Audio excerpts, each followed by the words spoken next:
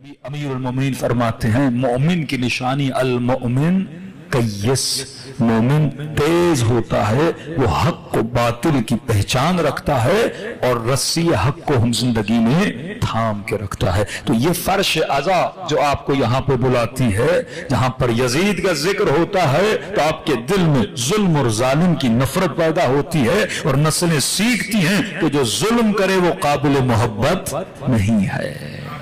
हुसैन अकीदों को क्लियर करते हैं। कभी फरमाया जैसे असहाब खुदा ने मुझे दिए किसी को नहीं दिए।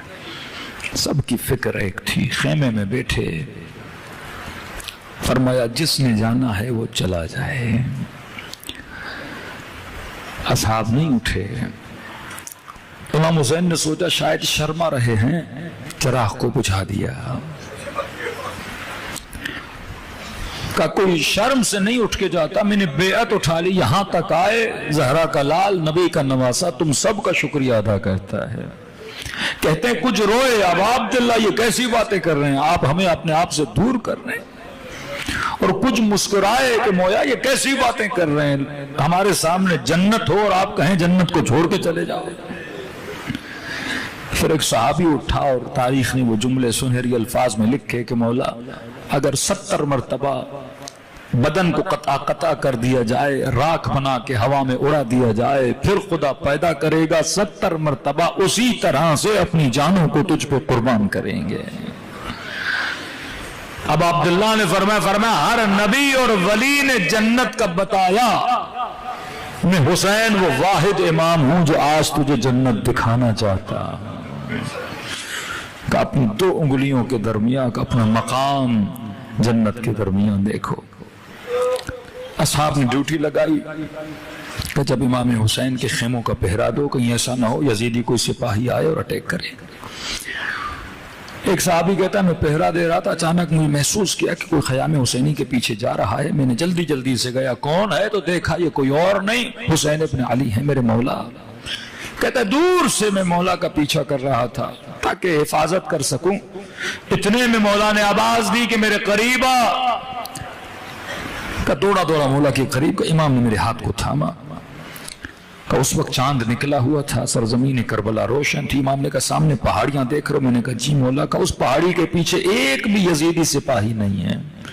का तेरे छोटे छोटे बच्चे हैं, अभी भी जाना चाहते हो? मैंने बेअत उठा ली, चले जाओ, किसी को पता भी नहीं चलेगा। मौला बार बार इम्तिहान भी ले रहे हैं और इनकी इस्तिकामत को आजमा भी रहे हैं। आंखों में आंसू आए, मौला ये बार बार कैसी बातें कर रहे हैं, आप अपने बच्चों के साथ यहां बैठे हैं और मुझे अपने बच्चों की परवाह हो, इन जालिमों के बीच में आपको छोड़ के चला जाऊं। का माथे का बोसा लिया। का खुदा ने ऐसे सहाबी किसी को नहीं दिए। का वापस पलटे खयाम की तरफ, उसे का अपने खेमे में जाओ, मैं जरा बहन के खेमे से हो लूं। का जैसे अब अब्दुल्ला अपनी बहन के खेमे में गए, मैं चल रहा था, न चाहते हुए मैंने एक आवाज सुनी कि जैसे बहन के खेमे में गए, गोया बहन ने लिपट के कहा कि हुसैन तुझे अपने साथ पे भरोसा तो है ना,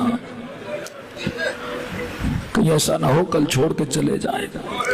फरमाया नहीं बहन ज़ैनब, ये हुसैन को छोड़ के कहीं नहीं जाएंगे। ये कहता मैंने जैसे सुना मेरा मुंह उतर गया।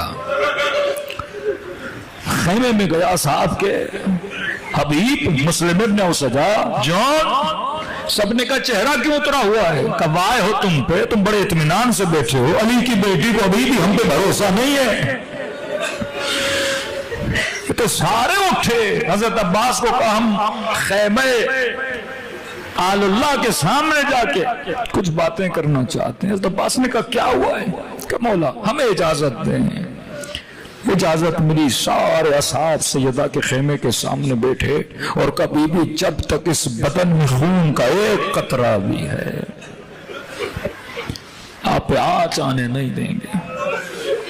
मौला का एक साहबी जनाब जुनादा खुद भी शहीद हुआ, इसका 14 साल बच्चा भी शहीद हुआ।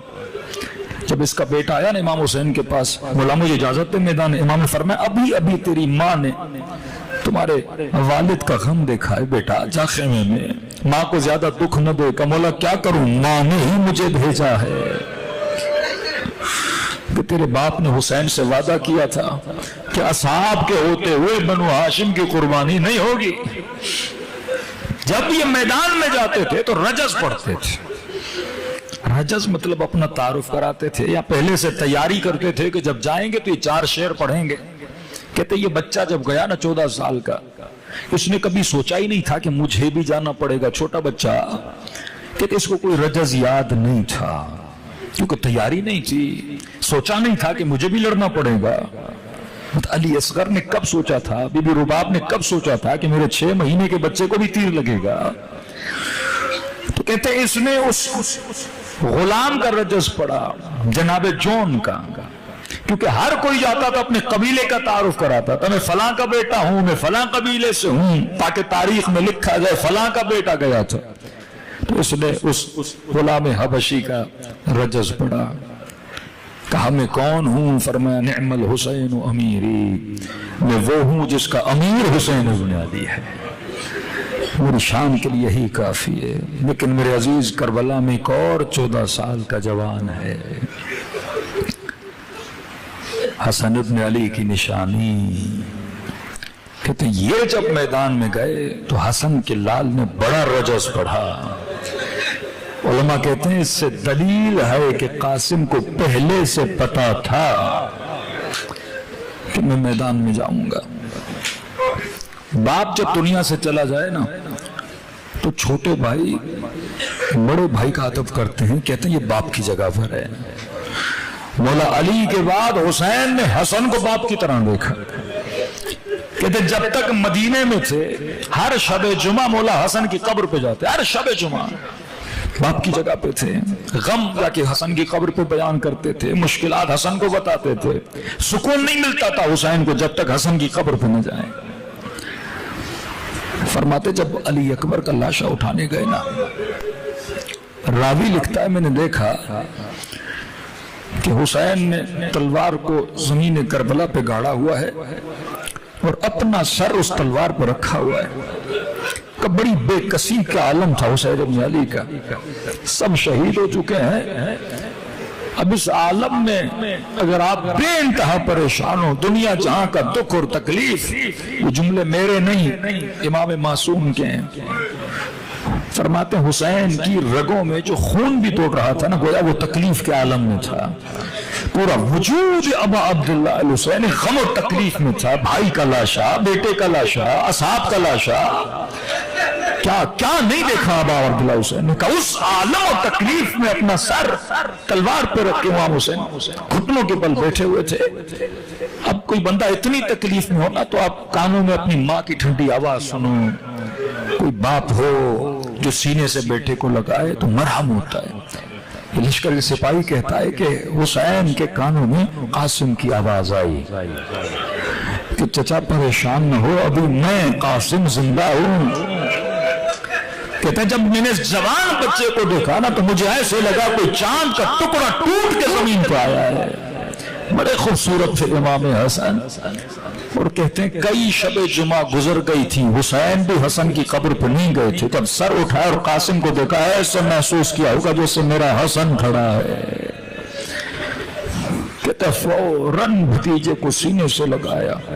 لکھنے والا لکھتا میں دور سے ایسے محسوس کر رہا تھا اتنا روئے اتنا روئے, غشی علیہما, جیسے دونوں غش کھا کے زمین پہ گر پڑے. کربلا کا واحد شہید ہے. اجازت مانگی کہ میں دیکھ رہا تھا حسین کا ہاتھ چومنا چاہتے ہیں لیکن حسین ہاتھ دور کر رہا ہے. کہتا ہے پھر اپنے چچا کے قدموں پہ گر گئے کہ چچا اب مجھے اجازت دے, مجھ سے دیکھا نہیں جا رہا. کہ جب اصحاب کہہ رہے تھے نا ابا عبداللہ اپنی جانوں کو قربان کریں گے, اس وقت یہ بچہ خیمے کے کونے میں بیٹھ کے دیکھ رہا تھا اور چچا کے پاس آیا, چچا کیا میرا نام بھی شہداء میں ہے؟ امام حسین سیدھا نہیں بتانا چاہ رہے تھے, بس کہا قاسم اتنا بتا دوں کل علی اصغر کا نام بھی شہیدوں میں ہے. کہتے غیرت حسن جلال نے آئی انگڑائی لے کر کہا چچا ان کی اتنی ضرورت کہ خیموں میں داخل ہو جائے گی.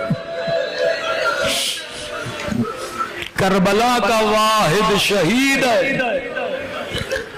جب اذن ملا عباس کو کہا کہ عباس ایک زرہ لاؤ میرے قاسم کے لیے. غازی عباس کہتے ہیں میں نے ہر خیمے کو چھانا لیکن قاسم کے بدن کے برابر مجھے کوئی زرہ نہیں ملا. یہ کربلا کا واحد شہید ہے جو بغیر زرہ کے میدان جنگ میں گیا. دلوں کو کربلا کی طرف روانہ کرو. اس طرح سلام کرو جیسے حسن نے اپنے مظلوم حسین کو سلام کیا. یہ دن جیسے جیسے گزر رہے ہیں تنہائی حسین کو سمجھا کرو. کتنا تیرا مولا تک وہ تنہا رہ گیا. السلام علی الحسین وعلی علی ابن الحسین وعلی اولاد حسین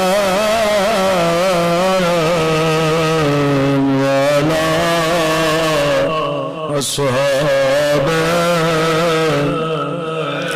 بلند آواز سے السلام علی حسین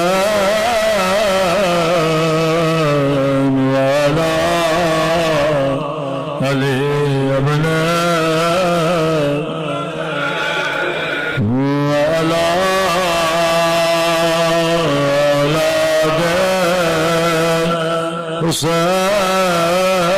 حسین والا.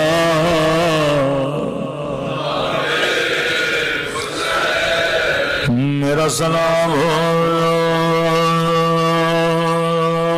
اس درد بھرے منظر پہ جب دائیں طرف کی پسلیاں بائیں طرف چلی گئی تھی اور بائیں طرف کی پسلیاں دائیں طرف چلی گئی تھی. کربلا کے کچھ شہید ہیں جن کی پسلیاں توڑی گئی. ایک شہید کا نام حسین ابن علی ہے. نہیں کہنے لگا ابن سعد جب میں نے حسین کے بدن پہ گھوڑے دوڑائے میں نے حسین کی پسلیاں ٹوٹنے کی آواز سنی تھی.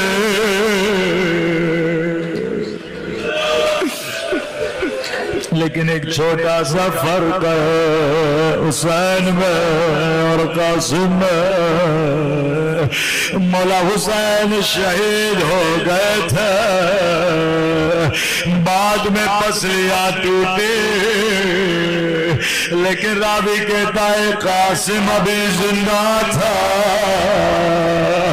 دائیں طرف کے نیزے بائیں طرف چلے گئے.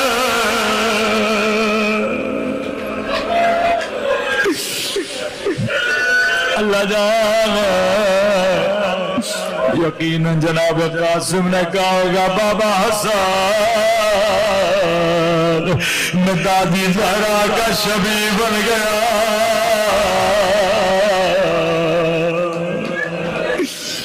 بابا دادی کی پسلیاں بھی توڑی گئے تھے.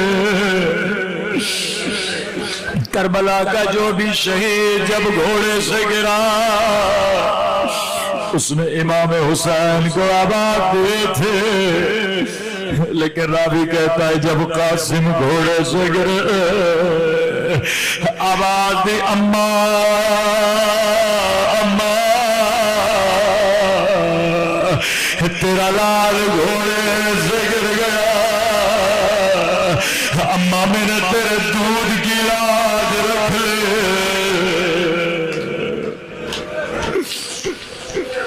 مولا حسین دوڑے دوڑے میدان کربلا میں پہنچے.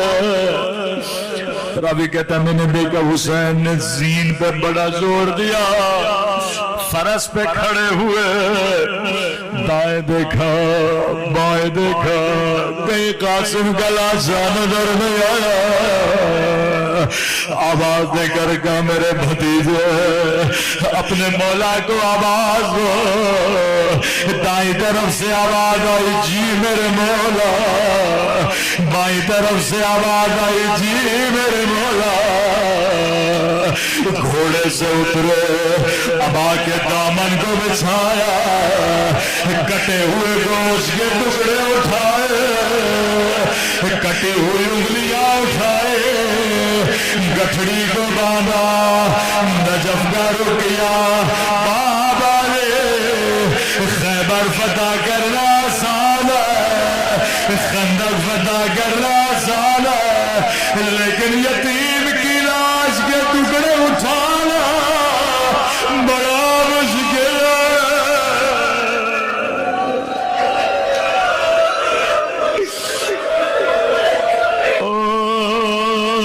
یتیم کی لاش کے ٹکڑے اٹھانا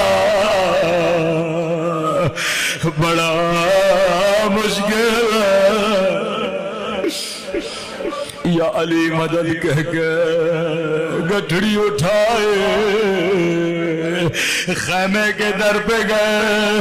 اما فضا ذرا بہن زینب کو بلانا, لیکن ماں کو نہ بتانا. بی بی زینب در پہ آئی, فرمایا بہن زینب قاسم کا لاشا لایا ہوں. فرمایا حسین تیرے ہاتھ تو خالی ہے, لاشا کہا ہے. زینب ماں کو نہ بتانا, یہ جو گٹھڑی میری پیٹھ پہ دیکھ رہی ہے اس میں قاسم کی لاش کے ٹکڑے ہیں. ماتم حسین